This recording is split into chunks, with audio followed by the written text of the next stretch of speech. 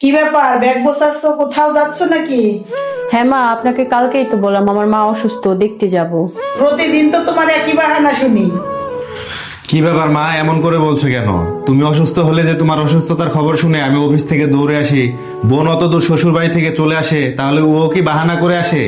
কি ব্যাপার, রান্নাটা কি একা একা করতে পারো না? আমার ছেলেকে দিয়ে কাজ করাচ্ছ? এমন করে কেন বলছো মা?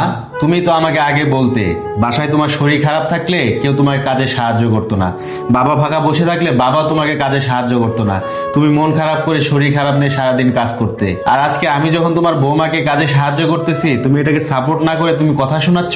বেলা কয়টা বাজে? এখনো পরে পরে নবাবের বেটি ঘুমাচ্ছে। এমন করে কেন বলতেছো মা? ওই ঘরে বোনও তো শুয়ে আছে, ওকে তো তুমি কোনো কিছু বললে না।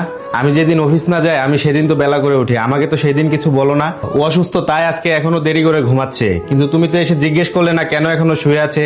ও শরীরটা খারাপ তাই ও এখনো শুয়ে আছে। তুমি তো একবারও জানতে চাইলে না মা ও কেন শুয়ে আছে। কোনো কিছু না জেনে তুমি এরকম একটা বাজে মন্তব্য করে দিলে। আল্লাহ দেব আছে না, এখন দেখি মুখে তুইলেও খাওয়াই দিতে হয়। আল্লাদের কিছু না মা, শেষ বয়সে মাথায় হাত বুলানোর জন্য এই মানুষটাই পাশে থাকবে, আর কেউ পাশে থাকবে না। ঠিক যেমন তোমার পাশে আজকে বাবা ছাড়া কেউ নাই। আচ্ছা, তুমি যে আমার জন্য প্রতিবাদ করো সবার সাথে, আমাকে সাপোর্ট দাও কেন? এটা তোমার জন্য না, যেটা সঠিক, যে কথাটা বলা উচিত আমি তাই বলি। আর আমার মনে হয় কি জানো, প্রতিটা স্বামীরই উচিত তার স্ত্রীকে সাপোর্ট দেওয়া এবং আগলে রাখা। বিয়ের পর একটা মেয়েকে সুখে রাখতে পারে তার স্বামী।